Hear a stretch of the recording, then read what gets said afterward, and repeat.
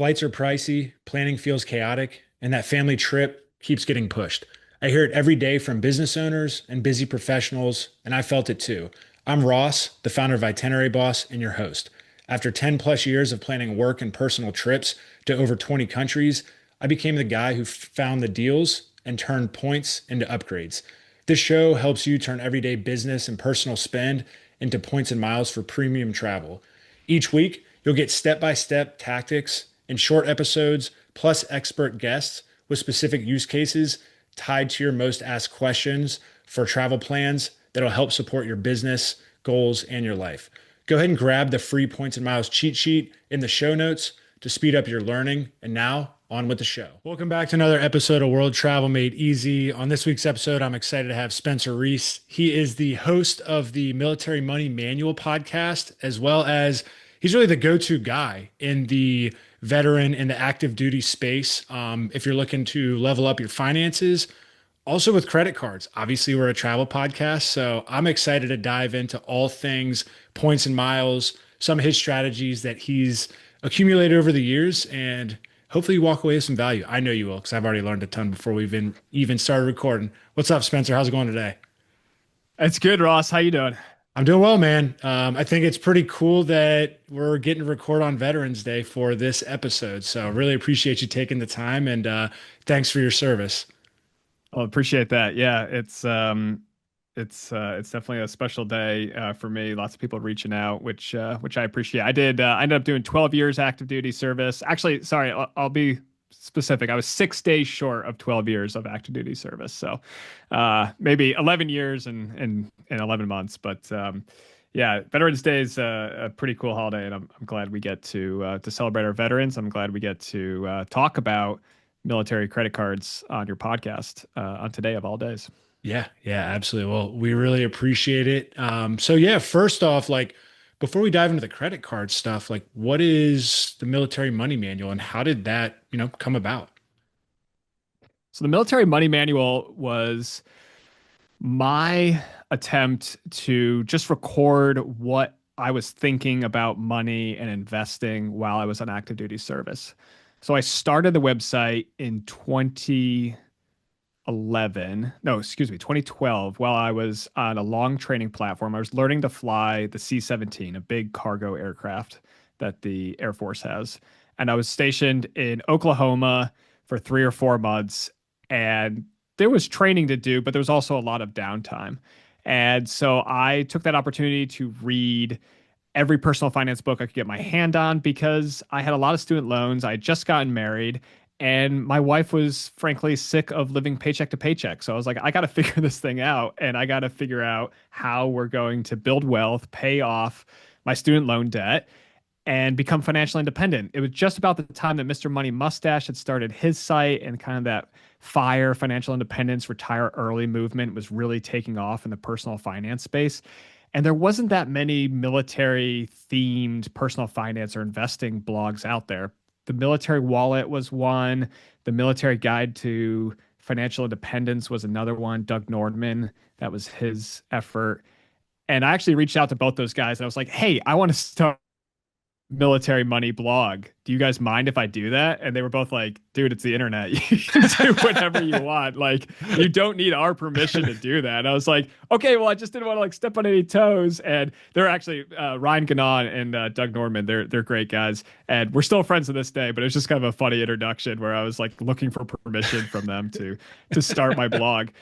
And it wasn't really until so I started talking about paying, I was really just recording what I was doing with my money while I was in the military. And it's, a lot of the mistakes I made, like I didn't invest in my thrift savings plan, which is the military version of the 401k for many years, because frankly, I didn't understand it. And so I just wanted to kind of document like, hey, I didn't understand this thing. I learned about it. And now I want to communicate with my fellow military service members about, hey, this is actually a good deal. Like you should be paying attention to this. And it's the same thing with credit cards. I didn't learn about the benefits of annual fee waived and the military credit card benefits. And we'll get into all the details about that, but that's just a little teaser. But in 2018, I was in I was back in Oklahoma. So there must be something in the water in Oklahoma. Actually, I think there's a lot of things in the water of Oklahoma, but I was at a training another Air Force training event.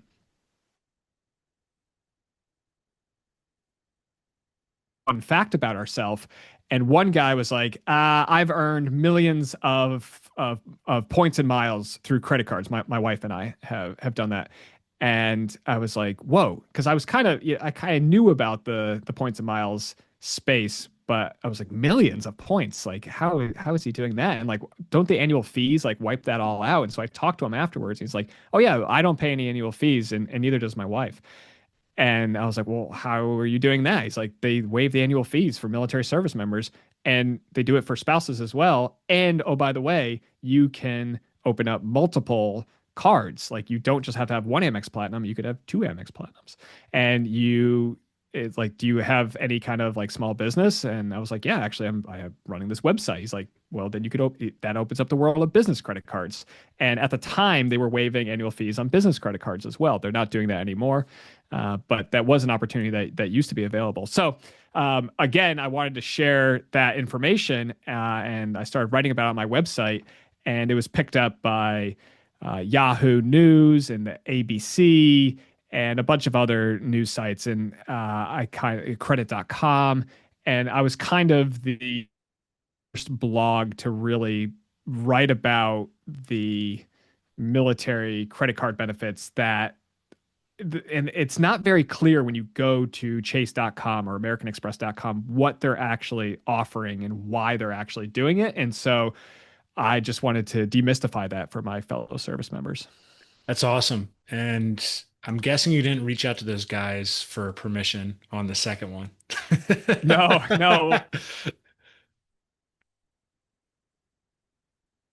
around. I knew how to play the game, and I mean, I think now it's easy. Yeah, I mean, the site is maybe not the largest military personal finance site, but it's certainly the largest military credit card site. And the podcast, the Military Money Manual podcast, is the most popular military credit. We don't just talk about credit cards, but we Yeah. a personal finance. A lot of it's mindset too. You know, that's actually Jamie. He's my co-host on the Military Money Manual podcast, and a lot of what we talk about is mindset. But we do talk about credit cards because, you know, and I'm really grateful that you're having me on the show because a lot of military families, active duty service members, Guard Reserve, military spouses, they don't know about these benefits, and they might be, you know, what you don't know you can't take advantage of, Yeah. and what you don't know about you might be afraid about. So I'm hoping that we can use this episode to demystify a lot of um, just a lot of the misconceptions and misunderstandings about credit cards and about the benefits that military service members have access to. Yeah, I think you bring up a really good point. And we're going to dive in around that mindset. I think the first thing always is, and this is just whether it's military or just any consumer is, aren't credit cards bad? Aren't debt bad? Aren't there just like it's overcoming that piece? And then it goes into, which I love, and this is where it makes it like a lot easier is annual fees. Oh, that annual fees, it's $895 now. That's crazy. Like that's the first thing people come to me when they're like, "Do you still Mm. use this card?" I go, "Oh yeah, I'm getting two or three Oh yeah. times the value because I know how to get it." But that's Hey, I wanted to take a quick break to say thank you so much for tuning into the show. The only way the show grows is through listeners like you helping us share it. So if you're enjoying the show, it'd mean the world to me if you hit that 5-star rating, shared it with a friend or family member who's ready to travel more, save money, or just needs a little bit more inspiration and that nudge. And if you're posting about it on Instagram, go ahead and tag Itinerary Boss, and we'll make sure to reshare it and shout you out for giving us a shout out. Thanks so much for the support. It truly means a lot. And now back with the show. That's kind of that overcoming. And, you know, it's always good to just get started somewhere. But for active duty military, I want to dive in just for some of the top credit cards. For people like what are your recommendations and are there any that you do get, are there any that have a high annual fee that you're like, hey, you're getting that waxed off right off the bat?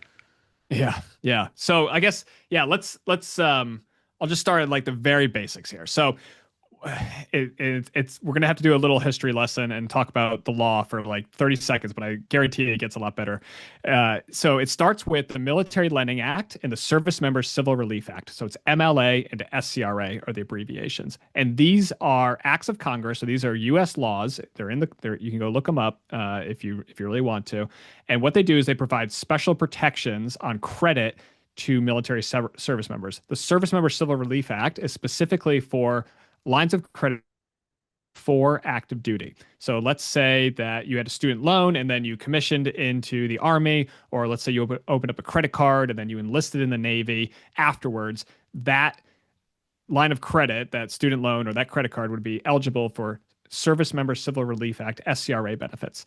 If you establish the credit while you're on active duty, and for Guard and Reserve, it's while you're on 30-day or longer active orders. And for military spouses, it's if you're basically a dependent of an active duty service member or a Guard or Reserve member who's on 30-day or more orders, you're eligible for Military Lending Act benefits, MLA benefits. And the nice thing is that when they passed this law, the credit card companies, I mean, I wasn't in the room when it happened, but they must have said like, well, how are we going to verify this? And so the Department of Defense actually provides a service, a website where the credit card companies can automatically verify your military service if you're eligible for Military Lending Act benefits. And I'm going to talk mostly about MLA benefits because those are usually the ones that most people are eligible for because, especially if you're on active duty, you might be on active duty. You know, if you're only doing one enlistment, might only be enlisted for 2, 3, or 4 years. But if you're an officer, that could be, you know, a 4-year commitment. And if you're like a pilot or a doctor or something, you might have like a 10-year commitment. So I was a pilot and I had a 10-year commitment after my 2 years of training ended. So I ended up being, like I talked about in the intro, on active duty for almost 12 years. And so for most people listening to this podcast, be the one that you're going to be eligible for. And what the Military Lending Act says is that the maximum interest rate that the credit card company can charge to a covered borrower, so active duty, Guard Reserve on 30-day orders, or military spouse, is 36% interest. And a lot of the credit card companies have said that's difficult to calculate, and it's unclear if annual fees, actually, it says that you have to include annual fees.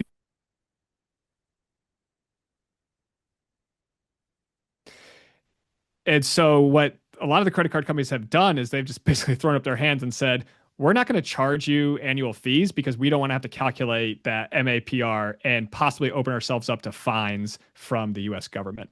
And so American Express, Chase, Citi, Bank of America, they have all said if the annual fee is over $100, then we're just going to waive it for the covered borrowers of MLA. So if you're listening to this and you're in active duty, you're a military spouse married to an active duty, or you're a military spouse married to Guard Reserve reservist who's on 30-day or more active orders, then you're eligible for these MLA benefits. And like I said, you get an annual fee waiver. So what are like the highest annual fee waived cards? Well, let's start with the American Express Platinum card. That's an $895 annual fee. And as a military service member, you don't have to pay that annual fee, and it's automatic. So I always encourage people before you apply for your first card, go to the MLA database, and we can put the link in the show notes.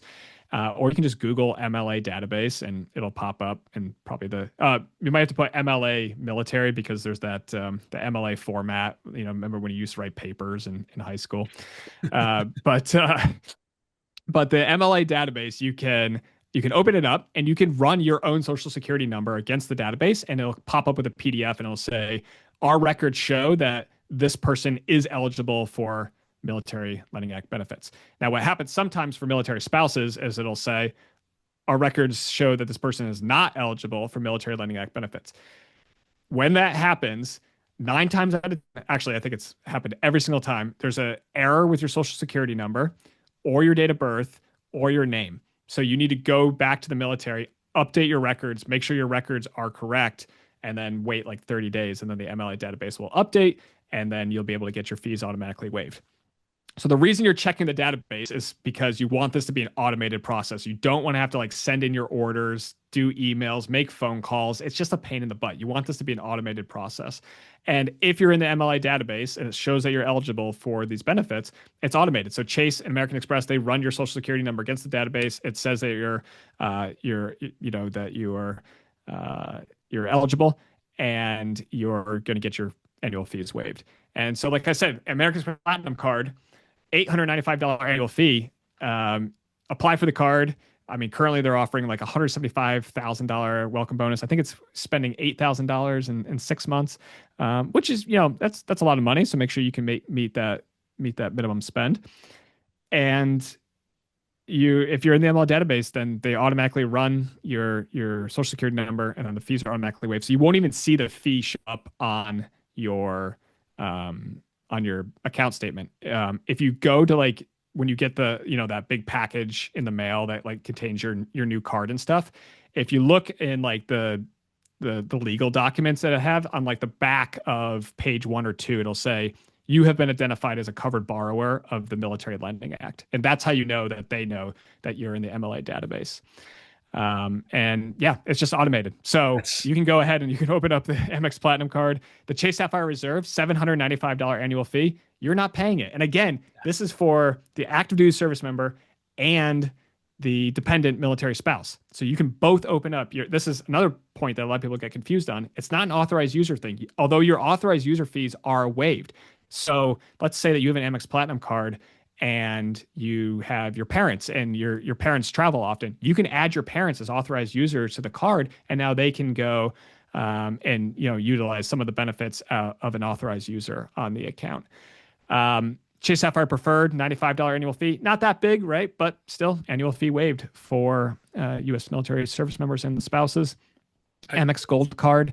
So it's it's pretty crazy when you start running through like all the cards that you can get annual fee waived, and they apply it to multiple cards of the same type. So this is another thing that a lot of people don't understand. Yeah, I mean the back napkin math is like, okay, if you want to diversify your points, say, you go get an Amex Platinum and then your spouse gets a reserve and you have Chase and Amex points, right? Like that's right off the bat, you're waiving, almost, $1,700, but then you're also getting different, just credits. So like those credits where they say you get $2,700 or you get Priority Pass or Centurion Lounge or whatever, like if you both get a free Amex Platinum and then you have reserve, you unlock, right, the different lounge access. You then unlock, I mean, you're already looking at what, $150 a quarter if you want to go to Lululemon, Apple. There's just so many, Apple Music, Apple TV, StubHub. There's so many different credits and things that, I mean, not only are you getting the annual fee waived, but then you're getting, I mean, that's probably another couple grand, right? In just on one person. So it's like you can get all of those things and like you're getting free money. I think the crazy thing is, right, is like people, like you said, like to focus on the annual fee.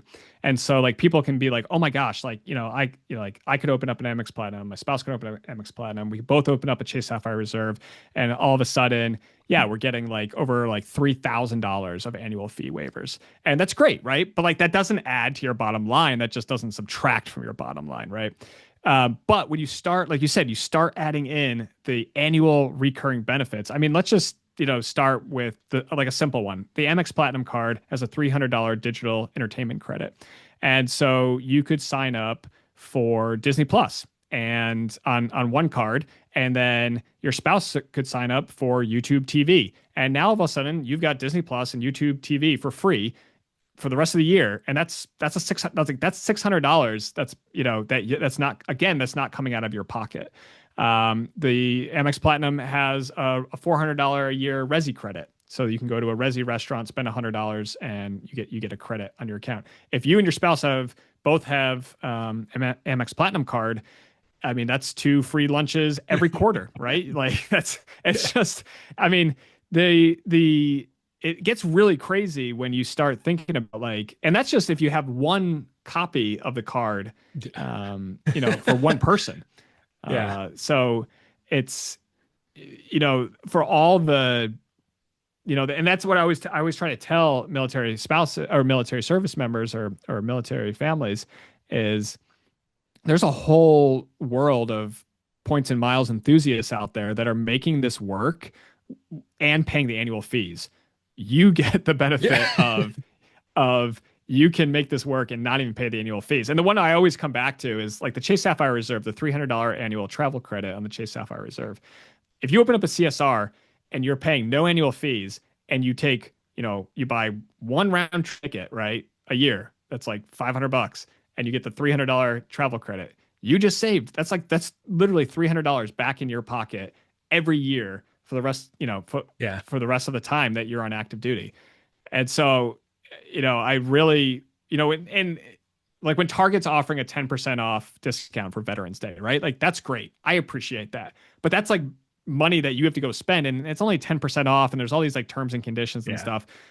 Meanwhile, you've got a military discount over here on the credit cards, the Chase and the Amex cards that is like could be worth thousands of dollars a year. And depending on, I mean, depending on your budget and your lifestyle and stuff, I mean, you could be probably maxing out a Roth IRA account just in the savings that you're getting from your credit cards.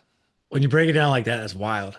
Yeah. I'm jealous because right, when you're paying that Yeah. annual fee. I'm one of those people who, I mean, obviously I'm in the points game and I don't mind paying the annual fee because I know the benefits that come with it. But the fact that just on those two cards alone, the reserve and platinum, yeah, I mean, if you open one of each for each spouse, like that's probably over 10 grand in savings if you use all those credits. And then, like you said, Yeah. that just another strategy I love that you mentioned is that Roth IRA and just being able to go potentially Hmm. max that out through the savings. Yep. That's wild. Do you Yeah. have any like specific sequencing credit card applications? So like, Amex Gold, Amex Platinum, Chase, like what are your kind of strategies and thoughts there? Yeah, so I usually like when I talk to people about it, I break it down by like, do you want to like hyper optimize this and go and like open up 30 cards, or are you looking just to open up like a couple cards? And we actually did a podcast episode of like, if you can only open up one card, what would you do? What about three cards? What about five cards? And I think kind of like the sweet spot where you can get like 80% of the benefits is probably around that like 3 to 5 card mark, especially if you add a player to a spouse.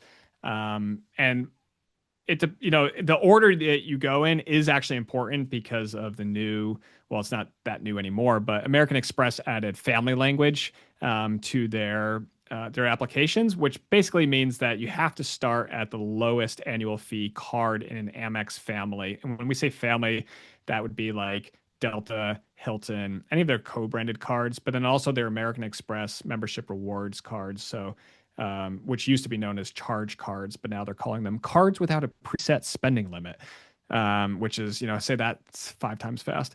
Um, the and what that basically, the tactical implication of that is you want to start with the Amex Green, then the Amex Gold, and then the Amex Platinum. And as a military service member, you're going to get your annual fees waived on all those cards. And oh, by the way, once you've had the Amex Green for a year, you can upgrade that to another Amex Platinum and still pay no annual fees, but get all the annual benefits of holding another Amex Platinum card. So the benefits get really ridiculous really quickly. I have a article on my site, and we'll post it in the show notes. But it's basically the optimal order in which to open up the best military credit cards.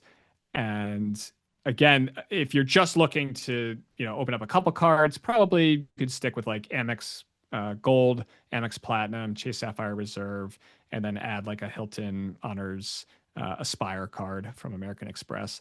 Okay. Um, but it always depends on like where you're at too with your credit journey. Like, do you have no credit score? Do you have a bad credit score?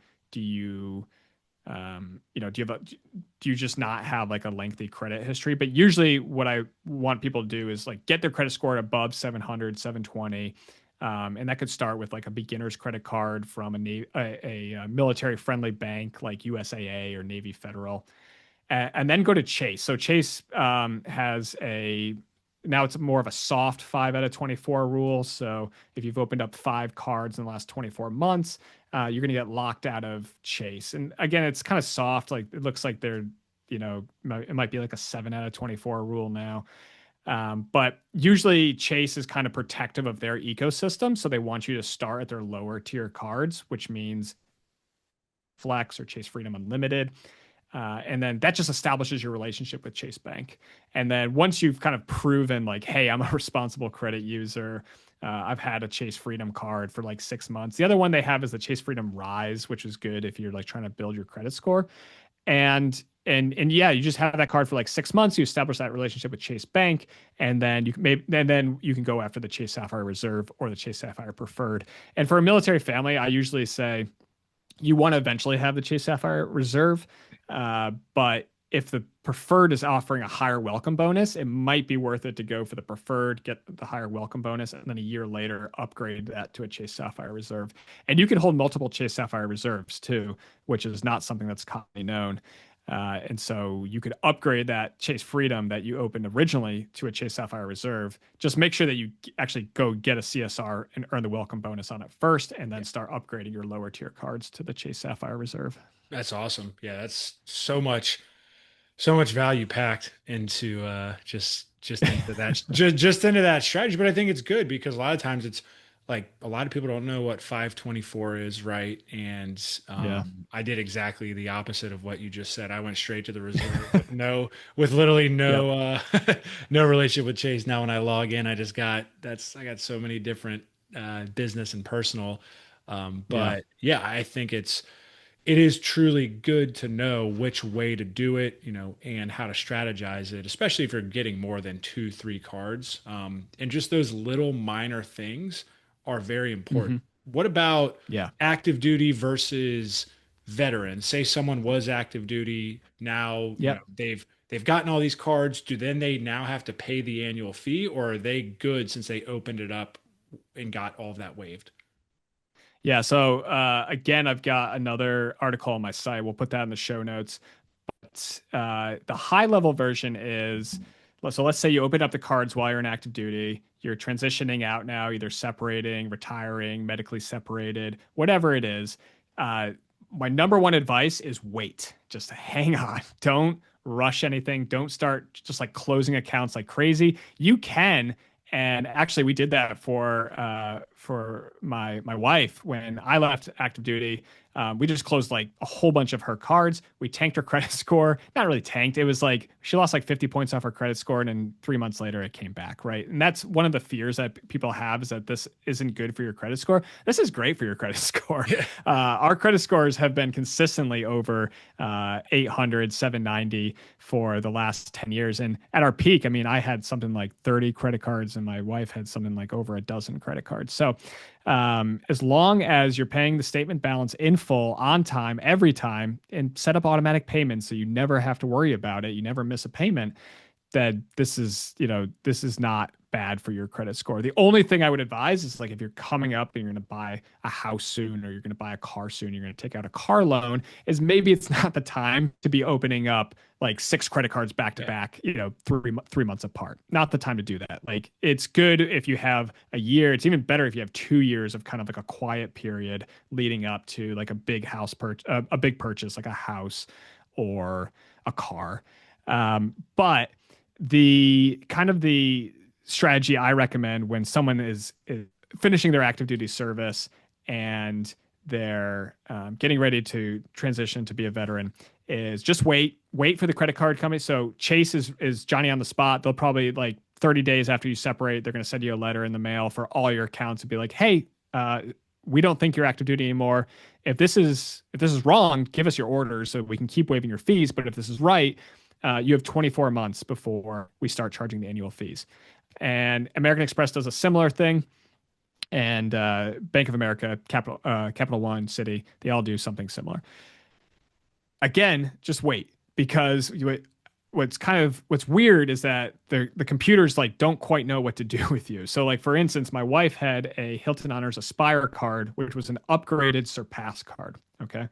So she got the letter in the mail that we're going to start charging annual fees from American Express. Doesn't really like it's not clear when, right? Sometime in the future. Well, it took 18 months. 18 months later, they finally charged her an annual fee, but it was a $95 annual fee for an Aspire card. So we were like, okay, like we can easily get more than $95 of value out of this card. We'll just keep it open. The following year, they charged her a $450 annual fee, which at the time the annual fee in the Aspire card was $550. So we're like saving $100 off the annual fee. Great, we'll keep it open. Finally, the next year they charged a full $550 annual fee, and we said, you know what? Like she's already got another Aspire card. We don't need two Aspire cards. Be paying two annual fees on it. We'll close this one, and as long for American Express, as long as you close the account within 30 days of the annual fee being charged, then they'll refund the annual fee. So so yeah, my number one advice is wait. Then my next advice is keep waiting. And then finally, if you and then it's time once the fees do start getting charged, it's time to assess. Like for instance, I still have 6 American Express Platinum cards open, all with the annual fees waived. I separated over 3 years ago from active duty. I am just going to keep those open until they start charging the annual fees. Uh, do I need 6 Amex Platinum cards? No, absolutely not. So once they start charging annual fees, I'll probably slowly chip away until I'm down to one American Express Platinum card. And I find the Amex Platinum card has tremendous value. In fact, with the annual fee increase, but with the extra credits they're offering, it has even more value. And like you were saying, I can easily get 2 or 3 times the annual fee of value out of the card annually. So I'm definitely going to keep an Amex Platinum card. And that's what I recommend that military families do is they assess and say, am I going to get value out of this card? If yes, keep it open, pay the annual fee. If no, don't necessarily close it. Look at maybe downgrading it. So if you have an Amex Platinum card and you're like, I can't justify that high annual fee, I'm not getting the value from it, look at downgrading it to an Amex Gold card or maybe an Amex Green card. And then that preserves your Amex membership rewards points, which I think is really important. You always want to keep a card open in kind of the ecosystem so you can preserve your points, whether they're Chase, Capital One, American Express, or whatever. And you need to like make sure you clear them out, right? So either just like statement credit, cash them out, whatever you need to do, so you're not just like abandoning them. There's nothing sadder than abandoned points and miles. So Yeah. and that's kind of what I would recommend. And then at the end of the day, like if you've done your assessment, you've waited, they've charged the annual fee, you don't want to downgrade, or maybe you have downgraded and on Chase, you could always downgrade a Chase Sapphire Reserve to a Chase Freedom card with no annual fee. But in American Express, the lowest card you can go to is the Amex Green card, and it still has an annual fee. And you might say like, look, I just can't afford, I think it's about $200 annual fee on the Amex Green card.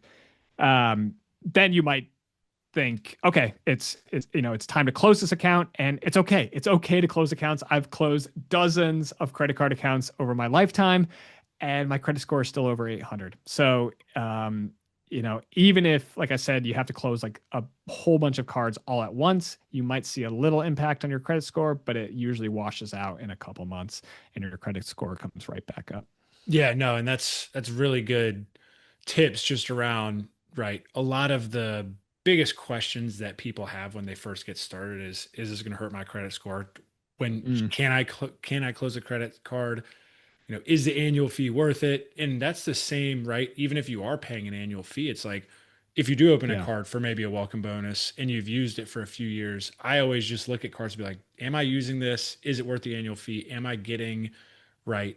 Am I getting that value out of it? I think that's huge. And just yeah. I will make sure to link to the different articles specifically that you mentioned, because right, there's some strategic tips step by step that I think people can start to think if they have opened a lot of cards. I don't know, I don't know if there's people who have done that, right, who have been that Yeah. strategic with everything, but I think it's good too if you're just starting out and you get into this hobby, thinking through that, and if you have a spouse and you take advantage of this. But no, that's really really good advice. Are there any specific, so we talked a lot about, right, differences for active duty versus veterans, we talked about the sequencing, Also just the different cards and some of the perks that come with it. Are there any Mhm. specific like success stories? Just for obviously there probably are if you have 30 cards and your wife had a dozen, but like just for someone who's just like maybe they're thinking about taking out a card or they have one, like how have you used points? Like what has it done, for you personally traveling, for your family? Just like what are some of the experiences that it's really helped provide you over your lifetime? Y- Yeah. Oh, yeah. Great question. I just want to go back real quick too and just address the veterans thing because I do get this question a lot. Like, can veterans get their annual fees waived? And unfortunately, the answer is no. So the Military Landing Act and the Service Member Civil Relief Act only applies to active duty, Guard Reserve on 30 plus day orders, or military spouses. So for veterans, you're basically starting just like as a civilian. You might be in the real world and have a real job or have a real business, or maybe the side hustle you were doing on active duty has now become a full-time business. And so like go check out Ross's stuff about as a business owner, like the opportunities that are available to you there. And so I always like to remind veterans that, like, no, you're not going to get your fees waived, but like there is this whole points and miles community out there. And especially if you're veterans, a lot of veterans tend to be very entrepreneurial and to want to optimize their business. And as a small business, veteran small business owner myself, I can tell you that there are tremendous opportunity in using the right cards in your business to both earn welcome bonuses, but also just for, like, everyday business spending. There's tremendous opportunities in the credit card space to Yeah. get some awesome trips and awesome Yeah. points and miles redemptions. 100. And yeah, yeah. So, Yeah. and to your point, Ross, the like some of the like crazy, crazy trips that we've been able to take, like, and this is a unique military benefit is a lot of times you're stationed overseas. And so you might be in driving distance to some, legendary resorts, or some, you might be by your home airport might have tons of award availability space because you have access to US American credit cards and points and miles, whereas this hobby doesn't really exist outside of the US financial ecosystem. It's kind of in England, maybe a little bit in Australia, Singapore, Japan, just but like not to the extent that it is in the US. And so what that allows you to do is you can earn Chase American Express points, and if you're stationed in Germany, like go look at the awards availability space out of Frankfurt on Singapore Air.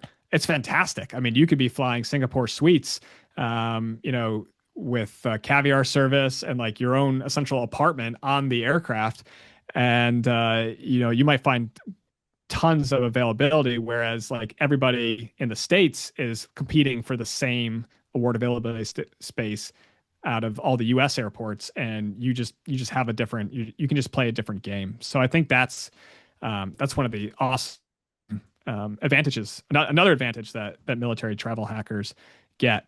um, I mean, when I was in Hawaii, my wife and I, we had one of the Southwest cards, and oh no, excuse me, we transferred points from Chase to Southwest, and we were able to, book like inter-island flights for something like crazy, like 2,000 points or something, right? Like basically nothing. And we would just hop around the islands, and we could go stay at like all the Hilton hotels, like the Grand Wailea in Maui, and just for like a weekend. So like we'd fly over on a Friday, and use our free night certificate plus like some points. Or one thing that we would often do is I would have a free night certificate and my wife would have a free night certificate on her account. I would book the Friday night, she would book the Saturday night. We would check in, and then we'd just say like, "Hey, can you combine those reservations?" And the front desk would be like, "Yeah, sure, no problem. Like we're not, we don't want to kick you out of your room." Uh,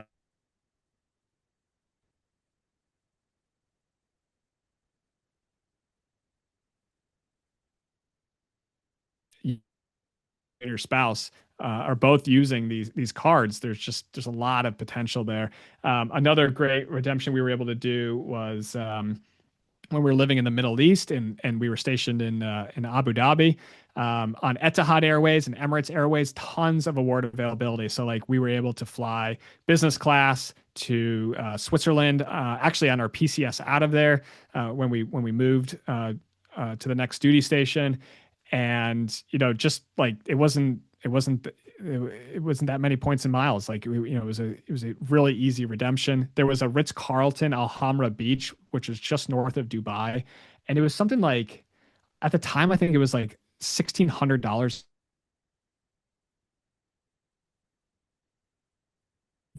free night, 80,000 point certificate, and we were able to stay there for, I think we stayed there for a weekend. And this place, I mean, it had, so you had like your like hut where like your bedroom and bathroom and stuff were, but then outside you had this like, it was completely private, so like you had like a hedge like all around like your little property, and it went just like out to the ocean, and so like you had your own private beach out there, and in this like inside your hedge was like a outdoor shower and a plunge pool and an outdoor bath, and it was just magical. Like there was like they had done like the lighting so well, and you're just like out there in the Arabian desert and on the beach of the Persian Gulf in this like $1,600 a night luxury resort, and we didn't pay anything for it. That's So wild. it was just, It's yeah. So, and like, I mean, I've got a dozen, yeah. more than a dozen stories like that, but just those, like, and at the time, I mean, I was a captain making maybe like $100,000 a year. Like this is not something that, I mean, that would have been like 5% of our annual Yeah. income to go and stay there for a weekend. And, but that's just like those opportunities and those experiences. It actually like, it really changes how you view luxury and how you view kind of like the social ladder, because like all of a sudden like you've had these experiences that like normally would be reserved for someone in a much higher tax bracket, and it's I think like it's really good to like to see them and understand like, okay, is that something that I would have paid $1,600 for, or would I have rather taken that $1,600 and like done a long weekend at like a much cheaper hotel and then done some activities and done some hiking and like eaten some good food. um or you might discover that you're like, yeah, you know what? Like that was worth $1,600. And I'm really glad I had that experience, because now I'm motivated to go out and make more money or earn more points and miles and stay at more hotels like that. Yeah. No, I mean but it's cool because like you're bringing, and this is what I love, you're bringing a different perspective that, I, for me, we're always looking for award availability from the States over to whether it's Europe, whether it's to wherever we're going, and understanding positioning flights. Like, yes, we could fly into Frankfurt and maybe we do that in business class, stay there for a day or two, right? Or right, if we're going somewhere, you can utilize stopovers. But like if you really want to fly in that specific, you know, apartment or suite or whatever, right? You have that aspirational plane you want to fly in, like that's a good strategy where it gets rid of, and I think that's a challenge that a lot of people run into when they first start this hobby. Oh, points don't work because they're trying to fly out, at peak time during peak Yeah. summer to, the most touristy place. So I think it comes down to just understanding these little tips and tricks. And yeah, like you said, you're not competing with everyone who's trying to fly out on those specific dates. So even if you are right, even if you aren't living there, that's just another little hack that you can use to get over and do that. And I like the different, it wasn't just aspirational, hey, you're gonna fly in the apartment, you're gonna fly, right? And this, it's just the simple ones like Hawaii. Hey, if you're stationed in Yeah. Hawaii and it's 2,000 Southwest points at the time to go island hop and then use those different points to stay, like those are very, even if you're not, opening a bunch of cards, you're not as deep into the hobby, like that's right there is saving significant amounts of money, and that's going to build right over time. So that's, yeah, that's awesome. I appreciate you sharing a couple of those, and I'm already thinking like, all right, Charlotte has direct flights to Frankfurt. How do I get that? And then Yeah. fly Singapore, Yeah. right? Like that. But so like, but those are some awesome tips. Yeah, I know we talked a little bit about, hotel or just airline status and just some of the different perks. Are there anything, is there anything around like hotel status, airline status? We talked about some of the travel credits. Anything with the cards that we mentioned that get you that, or are there any other strategies that you like to leverage? Well, the one that a lot of military travelers come to late is status at the big chains. And so like so you're moving from duty station to duty station, or you're going TDY or doing a temporary duty somewhere. And like you might be like heading out to Estonia to watch the Russians, and like there's no US military base there, so you're going to be staying in the Marriott in downtown Tallinn for like 3 months. And like I had a buddy who went out to Abu Dhabi, and they didn't have lodging for him, so he ended up staying at like the Ritz-Carlton in Abu Dhabi for months. And that just opens up the opportunity where all like he was ambassador what is titanium elite, I think, is there, or ambassador is higher than titanium. But once you start building up, you're able to build up like a lot of nights with a lot of these properties. You can build up a lot of status, which turns into suite upgrades. And when I say sweet, I don't mean they're awesome, but they are awesome. But usually like bigger rooms, or better views, free breakfast, it's just like all these perks, getting invited to like the manager's happy hour and stuff. And I think where it starts is you can, it's very easy to go and open up a American Express Hilton Honors Aspire card that gives you automatic Hilton Diamond status, and that's their highest published status. There might be a secret status higher than that. I'm not sure. But that's going to give you room upgrades. That's going to give you free breakfast outside the U.S. and inside the U.S. You can get like that gift certificate or whatever that that room credit that you can use on food. So you can get the Hilton Fire card. You can get the Marriott Bonvoy Brilliant again from American Express. That's going to give you automatic platinum status with Marriott, and then it's going to give you like an extra 25 elite nights. So you're starting off a lot higher, and so now you only need to stay 50 nights to earn that next tier up. And like I said, you might be sent overseas and your accommodation is a Marriott. So why not start just collecting those nights if you're going to be staying there anyways? And you can give yourself a head start by opening up these cards that you're not paying any annual fees on. It's just like Yeah. it's such a Yeah. no-brainer if you're doing any travel here. And then the other one is there's two more. There's the Chase Hyatt card and the Chase IHG card. And so with those four right there, you're kind of covering the four major US hotel chains. And if I was smarter, I guess this is not a mistake, but just a learning. I would have gone hard on Hyatt when I was traveling, and their footprint isn't as big as some of the other chains. Like when I was stationed out in the Middle East, we just always stayed in Marriott's. That wasn't like a policy or anything. It was just because like, hey, like most of us are already platinum elite, and let's just pick one hotel chain and we'll just always stay there. So we'll build more status. And that's easy to do with Marriott because I mean their footprint globally is like 6,000 hotels, whereas Hyatt's a lot smaller. I think there's something like 1,200, 1,500 or something. So, but if you do have an opportunity to build Hyatt status, the Hyatt Globalist status is far and away the best elite program that any of your hotel chains offer. And like they say, like with the Hilton Honors Aspire card giving you complimentary diamond status. Well, if everybody's diamond, then no one's diamond, right? But Yeah. again, a military advantage is so you're getting this card with no annual fee. You're getting the automatic diamond status. And if you're staying at a Hilton outside of the United States, this is something that I've noticed. Diamond status is actually recognized because it's a lot harder to get.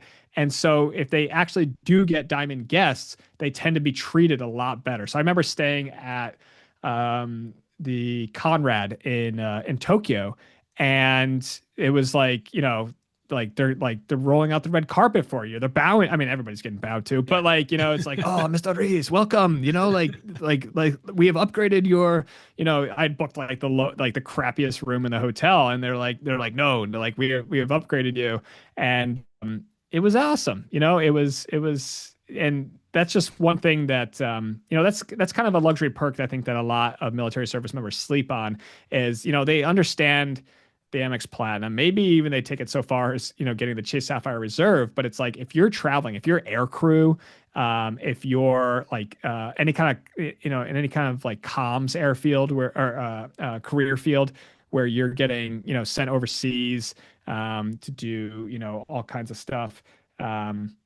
If you're in any of the yeah, just any of those like quick response groups or like contingency response units, and you're getting sent overseas all the time, open up all of the hotel credit cards and make sure that you're starting kind of your journey of hotel status with all the hotels. And then my advice to you is, if possible, try to stay at Hyatt's Yeah. and build up to globalist status, because diamond status with Hilton, you can get platinum, with Marriott. But Hyatt actually has a lot of perks for globalists, like the suite upgrades and the breakfast and stuff. Yeah, no, I mean I made one of the same mistakes.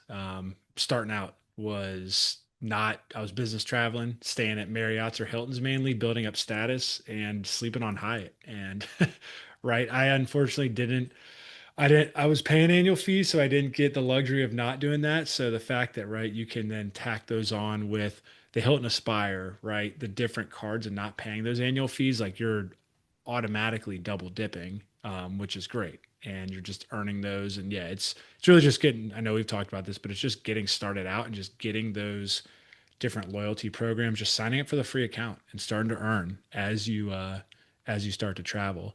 I'm curious, you mentioned one mistake. What's the one biggest mistake that you see, military, just active duty or veterans make with credit cards? I think the biggest one is they just stop at one card. I think, and maybe it's actually, it's hard because before the Amex Platinum card refreshed all their benefits, I actually pushed people towards the Chase Sapphire Reserve a lot more. But for some reason, the Amex Platinum card, I think just because people latched onto it, and it's it's been kind of in the ecosystem, and everybody has a referral link, right? So you show up to your first unit while you're on active duty, and everyone's like, "Hey, do you have an Amex Platinum card yet? Do you want to use my referral link?" So I think that has, you know, the Amex Platinum card is well known in the military community, and so for a long time, a lot of the benefits were kind of difficult to use, or they just weren't as flexible. Whereas like the Chase Sapphire Reserve, I would always telling people, I was like, look, have you ever flown on an airplane or like stayed in a hotel? And it's like, yeah, I'm in the military. Like we do that, every year at least once. It's like, right. So go get a Chase Sapphire Reserve and get the $300 annual travel credit. And that's a free, I mean, over 10 years, that's $3,000 in Yeah. your pocket. Yeah. And so I think that's kind of the mistake I see people make, is that either they go right for the Amex Platinum, they ignore all the other cards, and then especially like, there's nothing, well, there's a lot of things worse, but the seeing if people pay for restaurants or groceries on an Amex Platinum card, and you're like, the Amex Gold card is right there. Yeah. It's no annual fee for military, and you're gonna earn 4 times as many points. Please, please, please Yeah. go for an Amex Gold card. So I think those are the biggest mistakes I see. And then, the other thing is like just not understanding credit cards, and and being afraid of them. And like Dave Ramsey, I think, has a lot to to answer for here. But if you're using them wisely, and if you're using them smartly, and like I use Dave Ramsey to pay off my student loans, right? My wife and I paid off over $100,000 of student loan debt using Dave Ramsey's method. So don't get me wrong, like he does have his time and place, but when you're in the military, and when you're you have access to all these benefits. He used to say this thing about like no one ever became a millionaire by using credit cards. And I'm just like, well, actually, I know a lot of people out there that have substantially increased their net worth because they were able to pay for most of their vacations, most of their travel on credit cards. And so then they were able to divert their cash into their Roth IRA, into their Roth TSP, and they were able to, save and invest for their retirement or for their financial independence because so much of their expenses were covered by their credit cards. And if you're not paying an annual fee on it and you're making the statement, paying the statement balance in full every month, you're not paying any interest on the cards. I just see it as a lost opportunity. And I see a lot of people in the military who I like to say are they're stepping over dollars to pick up pennies. Yeah. And like, I think I used the example earlier, or maybe it was on another podcast of the Target 10% military discount for Veterans Day. Great. Thank you. I appreciate that.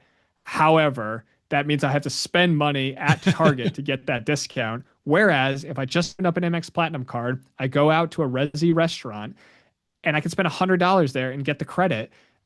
I like, and there's nothing coming out of pocket. That's $100 that I can now divert into my Roth IRA and, compound it over 20, 30 years. That's going to grow to a substantial amount. 100%. I think another thing too is, I mean, all of those, I mean, yeah, and I grew up similar, like, Dave Ramsey helping with its budgeting, debt payoff, like it's very good. But once you have those in place, it's like you want to also be rewarded, right? You want to live. So I think it's, you know what I mean? So like, not only are you getting not only are you, getting those free vacations and, you're getting those flights, hotels, you're also, if you're flying in first business class or you're staying at some of these luxury resorts, a lot of times you're also sometimes rubbing shoulders with people. If you're in the business field, if you're an entrepreneur, whatever that may be, like you might meet someone that does something that leads down a different path. So there's just, you never know. And I think that's a good place. One more question. I know we're getting towards an hour here. So want to get one more tip when you talk about, stopping at one card. I think a lot of times people are afraid because they go, hey, what do I do to track this? Right. How do I automate this? I don't want to have to do more mental gymnastics of tracking all these different, right, quarterly credits, whatever that may be. Do you have any daily tips or tools, on your phone or softwares that you use just to keep track of it, to make sure everything's getting paid off on time, as well as you're getting the most value out of those credits and points that you recommend? Yeah, I haven't found kind of like the perfect app yet. Card Pointers is pretty good. Max Rewards is pretty good. And then for keeping track of like what cards I actually have opened and the bonuses and stuff and like when I'm eligible for another card, Travel Freely is a great app that my friend Zach has developed over at travelfreely.com. And I do use that one to kind of keep track of, like, especially like when did I open a card? When am I eligible for 5 out of 24 status, with Chase, those kinds of like things that can be kind of hard to track sometimes. But at the end of the day, I just use a spreadsheet. And the biggest thing for me is like, I tend to focus on the highest value rewards and the ones that I can kind of batch. And what do I mean by that is like for the Amex Platinum cards. So between my wife and I, we still have 7 Amex Platinum cards open. I think she's paying annual fees on hers, and then I still have all of mine annual fee waived. And what that means for us is that means we have 7 Amex Platinum cards to keep track of with all the benefits on it. But what we try to do is, for the recurring credits, like the digital entertainment credit, we just have, the last 5 digits of the card and then what we're charging to it, right? So like this one's Wall Street Journal, this one's New York Times, this one's Hulu, this one's YouTube TV. And that just helps keep track of that. And the nice thing about that is once you've set it up, it's very hands off, right? Yeah. But if you want to like add a new program or something, we can just go to that spreadsheet and be like, okay, which card has what, or like, where's there free space to add the New York Times? Okay, here we go. The other thing we do is like for the FHR, the Fine Hotels and Resort Credit. So that's $300 every 6 months. And what we try to do there is, if we book something, we just add it in there. We say, hey, we use this card to book, this trip, and that just kind of helps us keep track of that. And then for batching, United Travel Bank right now, or at least in 2025, we'll see if it still works in 2026. But you can purchase United Travel Bank credit with the Amex Platinum card, and as long as United is set as your airline fee credit or your airline credit reimbursement program, American Express has been reimbursing for that purchase. So I go to United Travel Bank and I just keep track. Okay, I purchased $200 on this Amex Platinum, $200 on this Amex Platinum, and I just kind of keep track of that. But I do that all in one day in one sitting. So I'm not like, Yeah. it's not something. Yeah. So like early January, I'll take care of that, and then that's done. And I'm not thinking about that for the rest of the year. I just set a reminder on my phone. Another good one is like the Resi credit currently is $100 a quarter, right? So I have a reminder set in my phone, and I'm actually living overseas, so there's no Resi restaurants near me. And that, but that could be the situation for a lot of military families. And so what I do is there's a site called, I think it's, useyourcredits.com, useyourcredits.com. And what you can do is you can search for a Resi restaurant that sells electronic gift cards. And so you can go and buy $100 gift card to a restaurant. And then once you have, and just email it to yourself. And then once you have that gift card, you can load more value onto that gift card. And so what I'll do is every quarter is I take my 7 Amex Platinum cards. I find a Resi restaurant near my parents or my sisters, a friend who's back in the States. And I buy a gift card and I load it up with seven Amex Platinum cards. And now I have a $700 gift card. And then I just email it to them and I say, hey, here you go, $700 gift card. That is awesome. And, Oh being able to gosh. share that, Yeah. like, obviously, if I was living stateside, maybe I'd just be buying myself the gift card, but it allows me to batch the transaction. Then I'm not like thinking, okay, wait, did I already use this card for that Resi? And actually, the Amex app now, it does a pretty good job of keeping track of like how much of each credit you've used. But it's kind of buried in the app, and it's not front and center. So I try to, as much as I can, like I'm ultimately, I try to be an efficient person. And when you have this many cards, I try to do, just kind of hit the best benefits. And then like, my favorite one to make fun of, there's a guy who I'm in a group with, and if he listens to this podcast, he'll know who I'm talking about. But he maxes out every single credit on every single card, and he's in the military. So he's got like 30 or 40 cards, and that includes I think it's the Amex Gold card, $7 a month Dunkin' Donuts credit. Man. And I'm just like, dude, how much like of your life? He's like, well, it takes me about like 10 minutes to do it. So, like on an hourly basis, like I'm making, like $70 an hour or whatever. Dude, and I'm like, oh my gosh. Yeah, I'm good on that. My head hurts. Yeah. Yeah. So that's my biggest advice is like, especially if you're an optimizer, like don't be scared that you have to optimize every credit. Just focus on the big wins and, the big welcome bonuses. And like, that's the thing when people are like, hey, which card should I be using for gas? Like what's the best cashback credit card on gas? I'm like, dude, if you're in the military and you haven't opened up 30 cards yet, you're missing out. You're missing out on cards that are paying a 25, 30, 40% effective cash back by earning a welcome bonus. Yeah. So if you're not working on a welcome bonus right now, you're probably doing it wrong. And again, you're stepping over the dollars to pick up pennies when like the credit card companies are just literally handing you not just dollars, but right, like thousands of dollars. Yeah. So I would focus on that. Man, this has been next level. The Resi credit, that's because going right, you're overseas, so I wasn't familiar with being able to do that. So that's awesome. Well, Spencer, this has been a awesome jam-packed value episode. And people right who are active duty, who are veterans, who aren't, just how you broke down specifically, like how you think about it and just the credits and different strategies. I'm pumped for my audience to listen to this. Where can people find you online and anything else you want to share? Sure. So the hub of everything is militarymoneymanual.com. If you're interested in credit cards, I've got a free Ultimate Military Credit Cards course on there.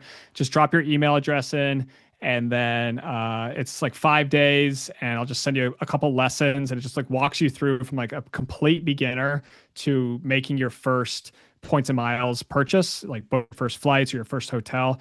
And in 5 days, we can get you up to speed and get you off to the running and opening up your first card, confirming that you're gonna get your annual fees waived. So that's Ultimate Military Credit Cards course, and that's at militarymoneymanual.com. You can Google Military Money Manual, and it'll come up everywhere. I've also got a book. It's on Amazon. It's on my website. And it's basically let me see if I got a copy here because we're on video.